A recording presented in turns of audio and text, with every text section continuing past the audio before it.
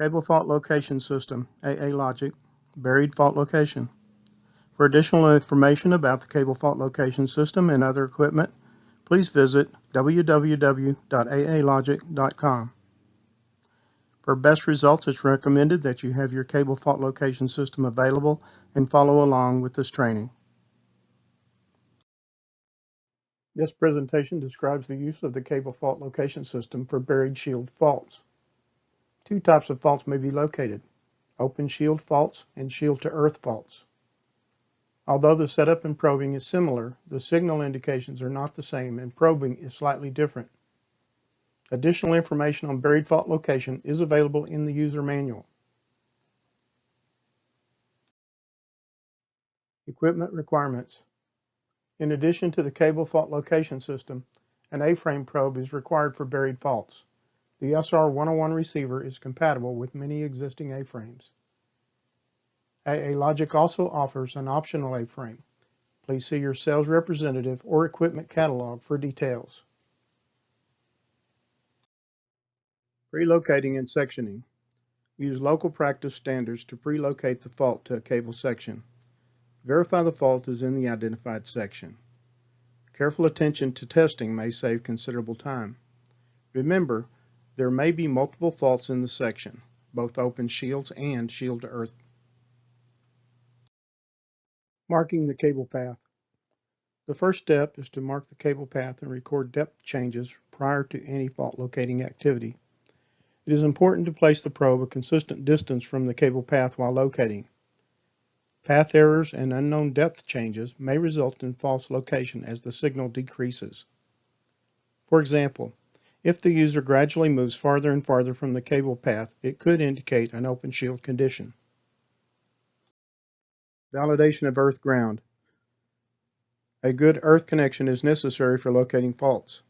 The three types of grounds by order of preference are incoming shield, central office, multi-grounded neutral, MGN, temporary earth ground. The earth connection should be confirmed using the CO battery test before any fault locating activity. Defects in the earth ground can impact the fault location effort. CO battery shield test. Begin the central office battery test by removing the bonds from the incoming CO shield and the outgoing section shield. Connect a meter between a temporary earth ground and locate an idle pot circuit. The voltage on the idle pots pair should be -48 to -52 volts on the ring side. Connect a strap from the incoming CO shield to the pots pair. The voltage should drop to less than -1 volt. If it does not drop to less than -1 volt, there is a problem on the CO side shield and an alternative ground must be used. An alternative ground might be a MGN or a temporary earth ground. If the ground is still in place at the far end of the section shield, you can test that section as well by connecting a strap from the shield to the pots pair. Again, the battery voltage should drop to less than -1 volt. If it does not drop below 1 volt, there is a problem with the continuity of the shield. It's either partially or completely open in that section. Setup for open shield location. The ground and bonds at the far end of the section are left in place. The bond and ground on the shield of the section is lifted at the near end. An A-frame is connected to the SR101 receiver. The red clip of the transmitter is connected to the section shield. The black clip is connected to the ground. Setup for shield-to-earth location. The ground and bonds at the far end of the section are lifted. The grounds and bonds on the shield of the section is lifted at the near end. An A-frame is connected to the SR101 receiver. The red clip of the transmitter is connected to the section shield. The black clip is connected to the ground. Set up the ST101 transmitter. Place the ST101 near one end of the section and connect the pair cord. Connect the red clip to the shield being tested. Connect the black clip to a verified ground. Incoming shield, MGN, temporary earth. A temporary earth is used in this picture. Starting the ST101 transmitter. Press the power clear key for 2 to 3 seconds on the ST101 to turn the unit on. Check the battery indicator in the top left of the display to ensure the transmitter is charged. Press the F3 key to start the transmitter in the buried mode. Ensure the cord is attached. Press F1. Select Manual or Auto Set. Manual allows the user to select a specific frequency. The Auto Set uses the frequency last used for the buried mode. In both cases, the transmitter selects the starting voltage level. When an error is displayed, recheck the connections of the pair cord and press F1 to retest. Press F3 and use the manual mode if the pair cord connections appear to be okay. Use F2 and F3 keys to select a frequency and press F1. This screen indicates the transmitter is setting the output.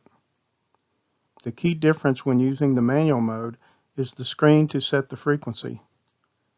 Use the F2 and F3 keys to highlight the frequency to use and press F1 set. The frequency and level are displayed as the transmitter selects the output level. This screen shows the transmitter sending 335 Hz tone at 60 volts. Press the frequency key and follow the screen prompts to change frequencies. Press the level key and follow the screen prompts to change the voltage level. The power out indication varies depending upon the fault. Warning: the transmitter can deliver a strong shock. Set up the SR101 receiver.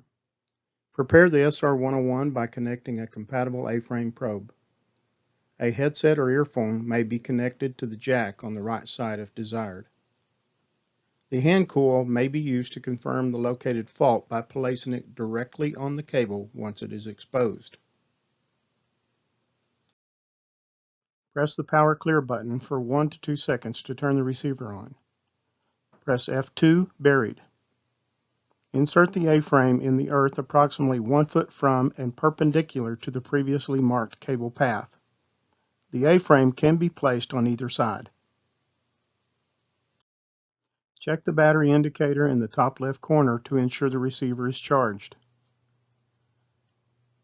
F1 Select now moves the highlight through the options of Gain, Frequency, Volume, and Simulate.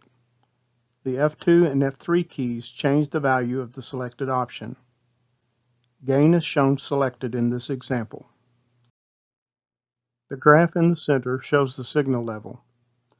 With gain selected, use F2 and F3 to obtain a graph signal that peaks between 30% and 60%. There is also a numerical value shown below and right of the direction arrows. Adjust the output level of the transmitter if needed. The direction arrow should point up toward the cable. If not, turn the A-frame probe around. Locating open shield fault. With the A-frame perpendicular and a consistent distance from the cable path, probe along the path. The signal level will be relatively consistent as long as the cable is a consistent depth. The signal usually starts decreasing approximately 3 feet before the fault. The fault is located where the signal decreases to 70% of the level before the fault. If there are no other faults, the signal continues to decrease and does not return beyond the fault. Locating shield to earth fault. With the A-frame perpendicular and consistent distance from the cable path, probe along the path. The signal level will be relatively consistent as long as the cable is a consistent depth.